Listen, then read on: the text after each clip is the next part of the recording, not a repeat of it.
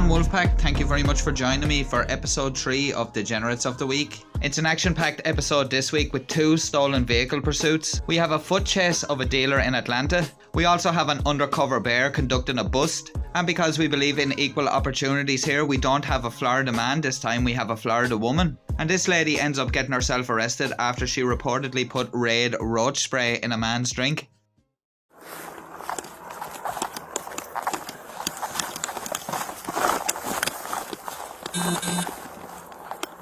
Pocket! Show me your hands! Do it now! Show me your f***ing hands! Pocket! Put your hands up! Put your hands up! Do it now! Hands up! Put your hands up! I can't. Show me your hands! Walk towards me now. Walk towards me. Walk towards me. Stop.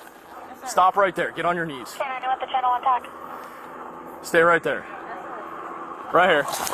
Watch her, Ford. Watch her. Yeah, we'll just hold the air until you touch. Do not move. You're good. Atta good boy. Good souk, buddy. Good boy. Atta good dog. Emergency traffic attack 2. Way to find out Batman. Good boy. Atta good dog. Good souk, buddy. Good boy. Good souk. Did he bite you anywhere? Just on my knee. Okay. All right. Yeah, shit, look me first. Okay. Yeah, we'll grab it. Walk out there. Let's. Good boy. Atta good boy. Okay, I'm coming to your car. Good boy. Good boy. Atta good boy. Come on. Good souk, buddy. Good boy. Veronica Klein, a 29-year-old Florida woman, faced poisoning charges after authorities claimed she put Raid roach killer spray in the drink of a man with whom she shares a child after a night of drinking at a bar. Back in August 2023, Volusia County Sheriff's deputies were called to a house on Wheeler Street in De Leon Springs on a Friday morning at about 4:30 a.m. The call was in relation to a possible assault and battery. Once there, the deputy made contact with the unidentified and distraught victim. The victim told the deputy that Klein's child told him she was coming home from drinking at a bar. As she was heading to the residence, she requested the victim serve her an alcoholic beverage so they could drink together. The victim told deputies he consumed about 2 beverages when he began feeling sick. He threw up for about 30 minutes before he could call the police. Veronica stated to the victim she added Raid roach spray to his last 2 beverages. Veronica stated she wished to do the same to their child, who they share in common. Throughout his time talking to the deputy, the victim became extremely ill and could not speak without throwing up. The man seemed to be quick thinking and had enough foresight to record the interaction and provided an audio recording of the suspect allegedly admitting to putting Raid in his beverage. The deputy took the audio, collected photos of the Raid and the beverage and submitted them into evidence. The victim was taken to hospital, but his condition was not disclosed. A witness told investigators he overheard the victim and suspect arguing back and forth about the alcohol. He said it was not unusual for the couple to argue, but said that Klein is typically the primary aggressor. With the help of a police dog, as you've just seen in the clip there, Klein was arrested near the home. The couple's child was placed into the custody of the Department of Children and Families. Klein has previous arrests dating back to 2016, including aggravated assault with a deadly weapon, failure to appear for a misdemeanor offence, and no valid driver's licence. In an affidavit in a case from May 31st, 2021, she and her boyfriend were arrested after a fight while drinking when a man accused her of pointing a pocket knife in his face. Records online indicate that the case was sent to a county court, but details about how the case was resolved were not clear. An update to the case came in September 2023 when prosecutors filed paperwork saying they no longer intend to prosecute the case. I'm not quite sure exactly why the prosecutors didn't want to prosecute the case. Perhaps the victim didn't want to press any further with the case himself. But clearly some domestic unease at play here in this relationship. And as always, my heart goes out to the poor child that's caught up in the middle of all this. That lady, in my opinion, doesn't seem quite stable. The fact that she wanted to poison not only this man but also her child. And also the fact that it seemed she had no problem openly admitting to him that she had tried to poison him. So this woman definitely needs some sort of help, because that's not normal behaviour. So I just hope that this lady is able to get the help that she needs, and that maybe the victim is able to move away from this relationship if it's turning so toxic, literally toxic, that he's being poisoned. And in all this, my main wishes are towards the poor child that's caught up in this. I'm hoping that he or she gets the support that they need and that they're not around this sort of craziness anymore. Next up, we have a bizarre narcotics bust from somewhere in Central or South America. The tactics the police use in this bust are not only hilarious, but they're also quite clever.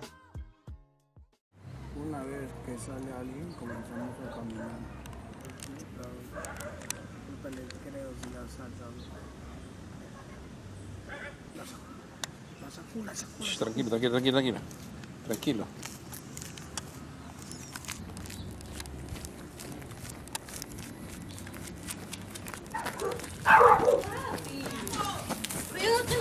Graba.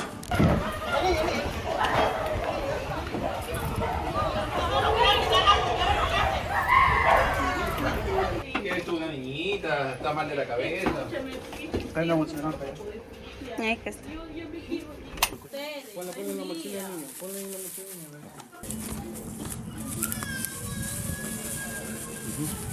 Que soy más causa. Chico. No, pobrecito. Que soy más. Cuidado con los vidrios. I love the way the police bear unit guy has donned the headpiece again for the perp walk. One alarming thing to me there is the fact you can hear those kids shouting and screaming in the background. And some of those narcotics that the officers uncovered were just hidden in little cracks at the front of that building. So it's definitely not impossible for one of those kids that are playing around and exploring out there to come across those. And as you can see here, there are a number of kids out and about in the street.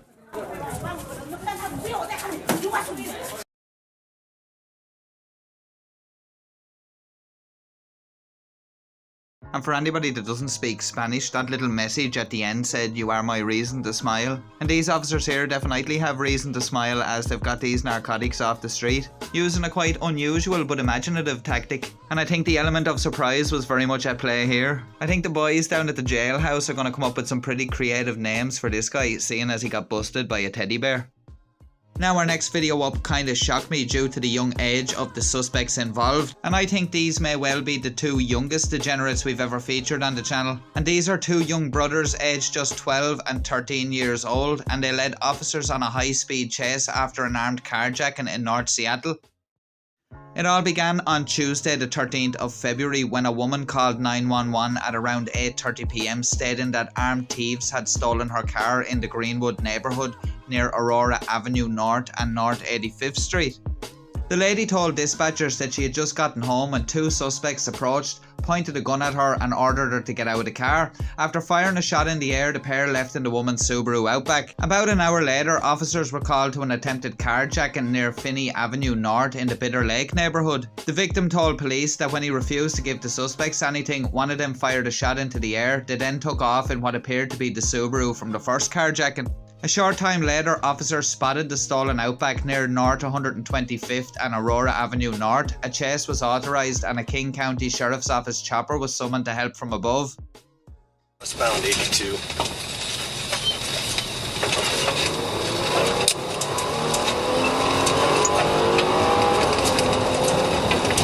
Alright, we got it lit up. Starting.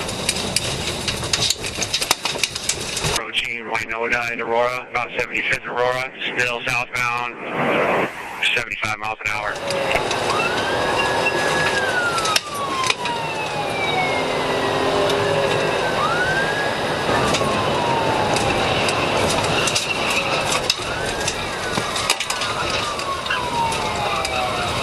Yeah, that front wheel's disabled. Be ready for it.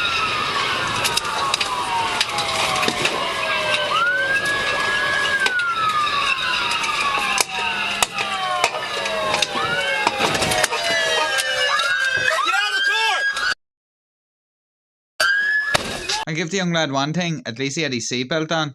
Don't run! Hands! He's got a gun! Okay, go for fire! Stop! Take it!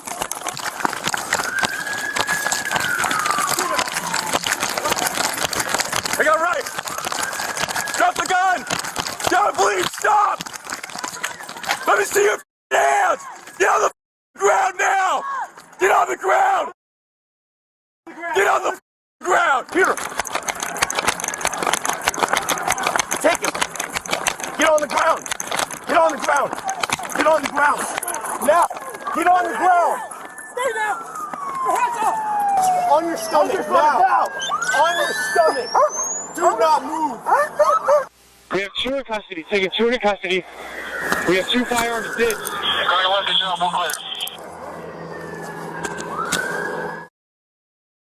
Where do I even start with this one? Not only are they both kids, they both have firearms. These 2 young men aren't getting off to the best start in life. And there are serious questions here to be answered by the parents. Court documents reveal that the police may have been tipped off by the boy's mother first. Police got a call reporting that a 12 and 13-year-old black male were walking north on Aurora between North 87th Street and North 88th Street. The lady that called 911 told the call taker that one of them was armed with a gun. The caller stated she observed the person with the gun put it into his jacket pocket. The call was placed less than 8 minutes before the first carjacking took place only 2 blocks away. Detectives believe the woman was reporting her 2 children, but she did not provide their names or indicate that she knew them during the call. Both boys were charged with first-degree robbery, first-degree attempted robbery, theft of a motor vehicle, second-degree unlawful possession of a gun, and first-degree attempted robbery. The 13-year-old was also charged with attempting to elude police. They were booked into the Judge Patricia H. Clark Children and Family Justice Centre. During their subsequent investigations, police found that the 2 firearms the boys had were polymer 80 ghost guns. These firearms are made from a kit, they don't have serial numbers and they're illegal in Washington state. The victim of the second carjacking was a Mr. Richard Gallagher.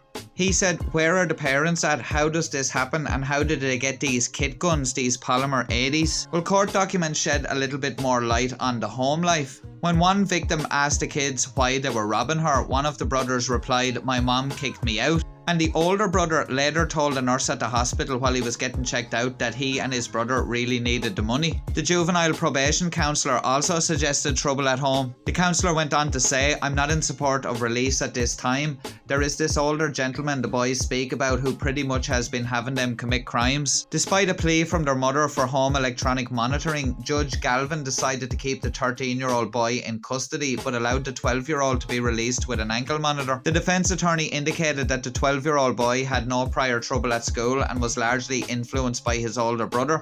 The judge also ordered that there be no contact between the 2 brothers. What an absolute total utter mess, guys. Having said that, things could have been a whole lot worse. Somebody could have ended up getting shot. When they were leading police on that high-speed pursuit, they could have crashed the vehicle and either killed themselves or somebody else. And as I said, there's some serious questions to answer about what's going on back at home. I don't know if this older gentleman that we're speaking about in court is somebody that they're meeting in the streets or it's a boyfriend of the mother's. But whatever the case, the mother needs to be keeping a better check on her children. I know she did the right thing and rang the police when she noticed they were going down the road with a gun, but at the same time, she shouldn't be letting it get to that point in the first place. I'm hoping now that this has happened, it's a turning point for these boys' futures and they're going to get the support that they need. It's tough for families to be broken up, but to be quite honest, if these boys are being left at home with an influence like this around them and they're being led out to do things like this, then it's not good for them at all.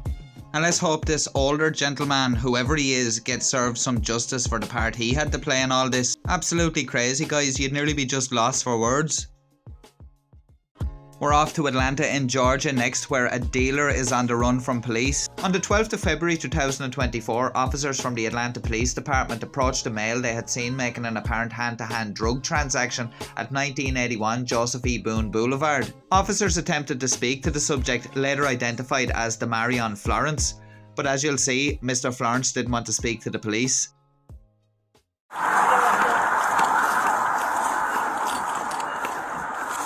Hey, twin. What up, bro? Let me holler at you. Let me holler at you, bro. So 91D 1981, J Boone. What y'all got going on over here, bro? Huh? I just came from What you said? I just came from out there. I can't hear you, bro. What you said? I just came from out the store. Oh, they your people? I just came up. Why they walking up on me like that, bro? You don't know them? Who? Take your hand out your pocket. What you got going on, bro? What's in your pocket? 3112, what's the full of the type of phone? What else in your pocket? 39 Coke. Shit, ain't nothing else in your pocket, bro. Why you want? Wait up, come on, run, come on, run!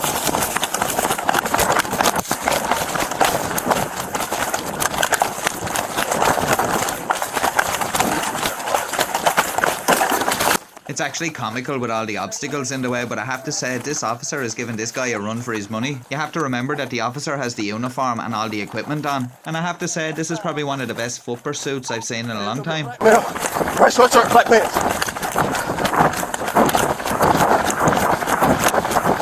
This officer is like RoboCop. Even though the guy got some ground on him, he's really catching him up here. Thank you for your cooperation. Good night. I'll buy that for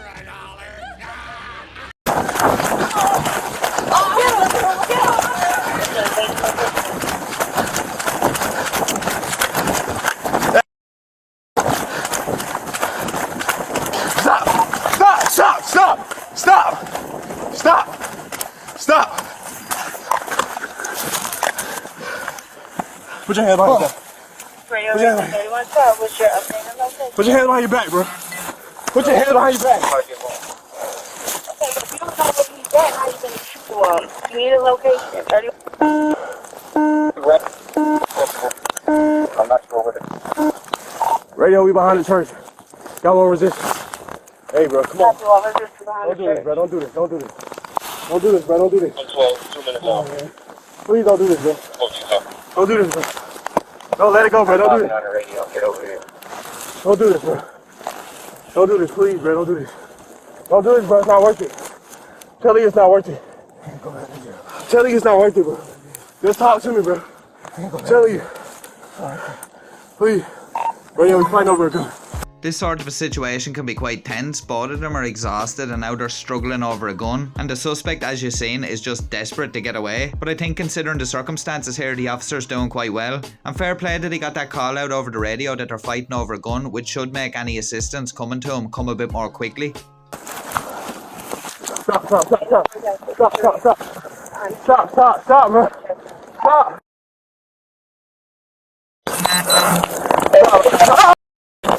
Stop, bro, stop! Stop!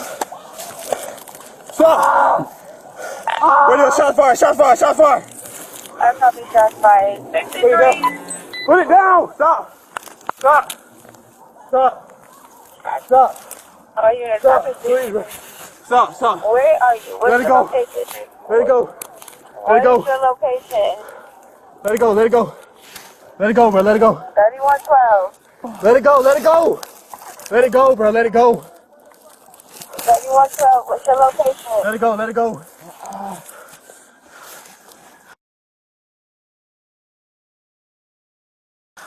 Not stop, you still have the camera up.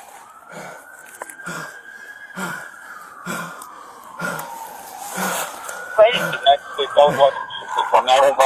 Stop, stop, stop. Please see. Radio Raven 3112, what is your updated location? I have to say this suspect is persistent. I'm sure that the fact that he's looking at a number of charges, including some felonies, has something to do with that. But let's not forget, this situation could have been a whole lot worse. As they were struggling with that gun there, a shot got discharged.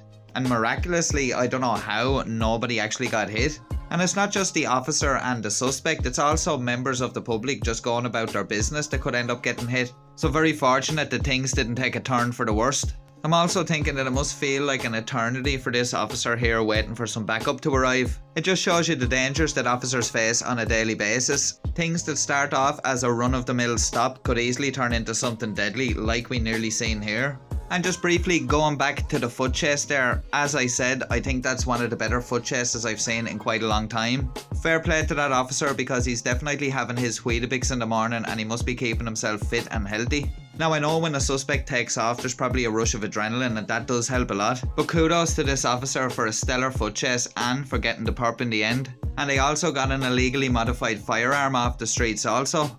And our suspect, Mr. Demarion Florence, who's only 19 years old, well, he's not getting off to the best start, as I've said many times with many people here on the channel. Mr. Florence was later charged with felony obstruction, possession of a machine gun, possession of a firearm during the commission of a felony, reckless conduct and possession of marijuana. So a nice lucky bag of charges there for Mr. Florence, and probably quite some time to contemplate his actions. Sometime around the middle of February, 2 Michigan men were arrested after leading police on a two-state chase and crashing a stolen U-Haul van. The van later turned out to be loaded with guns and Molotov cocktails. The suspects Robert Mercier and Trenton Johnson, both 21 years of age, are facing multiple criminal charges in relation to the incident. The pursuit began when an officer in Locust Grove, Oklahoma tried to stop the U-Haul van that was reported stolen. Mercier was driving the van and struck a car head-on near Concord, Oklahoma while trying to evade law enforcement. Several agencies were notified and police pursued the van east on US 412, entering Tontitown after 5 PM, with speeds during the pursuit reaching at least 120 miles an hour. So buckle up your seatbelts and let's hit the road. Copy.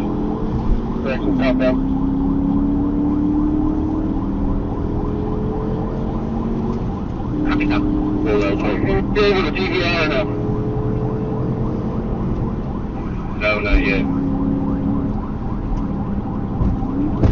We're stopped down here, so it's getting big man. TVI.